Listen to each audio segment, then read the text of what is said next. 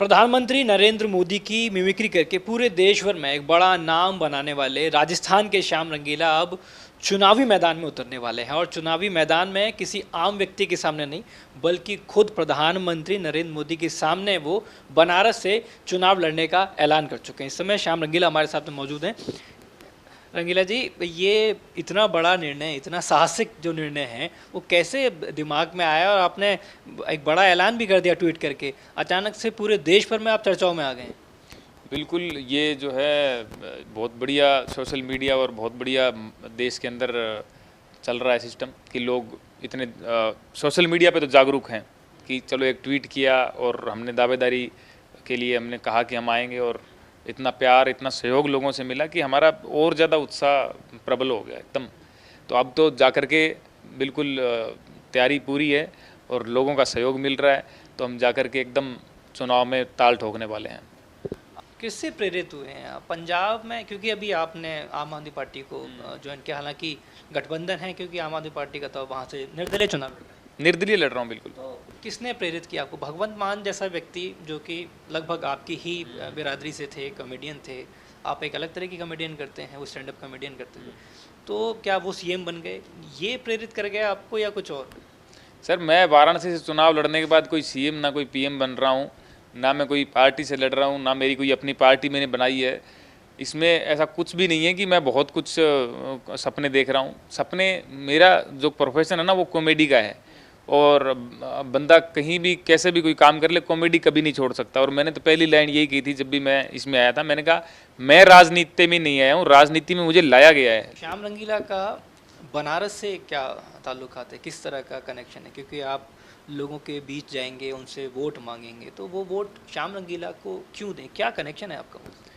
Connection sir मेरा कुछ भी नहीं है, वो मेरे देश की एक पावन धरती है, और जहाँ पे मोदी जी गए थे 2014 में, और बनारस के लोग इतने प्यारे हैं कि वो ये फ़र्क नहीं करते हैं कि ये बाहर का है कि यहाँ का है, कहाँ का है। वो बनारस के लोग इतना प्यार देते हैं जैसे और किसी को दिया ही है उन्होंने। तो बनारस से मेरा लिंक पहले का, आप जैसे मोदी जी के अंदाज में मैं कहूँ तो यही लिंक है कि भाइयों बहनों, बनारस से तो मेरा पुराना नाता रहा है। मैं बचपन में खाई के पान बनारस वाला जब गाना सुनता था तो मैं भावुक हो जाया करता था।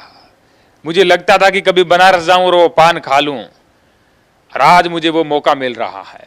तो मैं निकालने को तो बहुत सारे नाते रिश्ते निकाल लूंगा, लेकिन ओरिजिनली मैं बनारस पहली बार जाऊंगा, और लोगों का इतना प्यार वहाँ से मिल रहा है कि लोग ऐसे इंतज़ार कर रहे हैं जैसे कि मैं वहीं का रहने वाला हूँ। मैं तो मोदी जी से बहुत ज़्यादा मतलब प्रभावित हूँ, और मैं तो आज भी अगर मेरे सामने है तो मैं उनके पैर छू करके आशीर्वाद लूँगा मोदी जी से, क्योंकि मोदी जी जो हैं वो बहुत बड़ी शख्सियत हैं। मोदी जी बहुत बड़े आदमी हैं।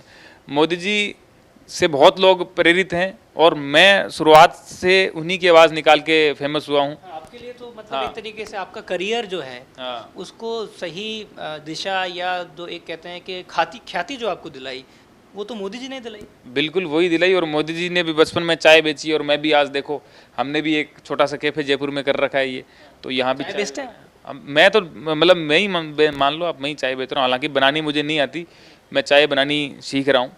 मोदी जी जैसी नहीं आती, अगर बनाने आ भी जाएगी तो मोदी जी जो है वो ज़्यादा अच्छी बनाते थे। ये उसमें तो जाके चाय भी पिलानी पड़ेगी, पान भी खिलाना पड़ेगा, सब कुछ करेंगे वो लोग, सब सीख लेंगे, वो कोई दिक्कत नहीं है। वो मोदी जी तो बातें करते हैं, हम सीखेंगे सब कुछ।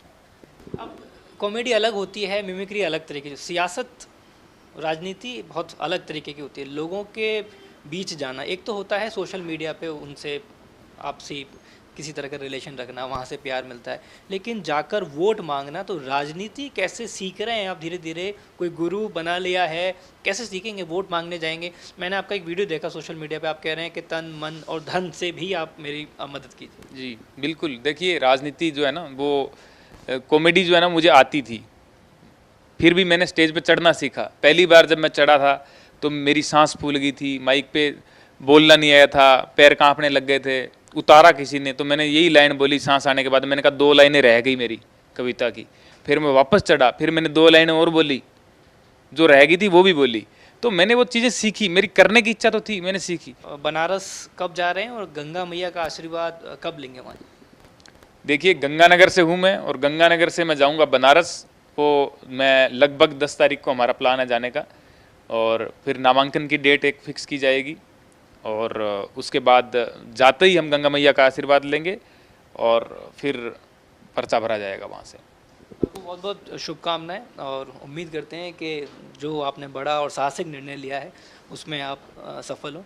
तो श्याम रंगीला जिन्होंने एक बड़ा ऐलान कर दिया है और पूरे देश और दुनिया में इस समय चर्चा में आ गए हैं क्योंकि वो प्रधानमंत्री नरेंद्र मोदी के सामने जाकर उन्होंने लोकसभा सीट से ताल ठोक दी है। वीडियो जर्नलिस्ट राजू चौधरी के साथ आशुतोष शर्मा, न्यूज़ नेशन, जयपुर।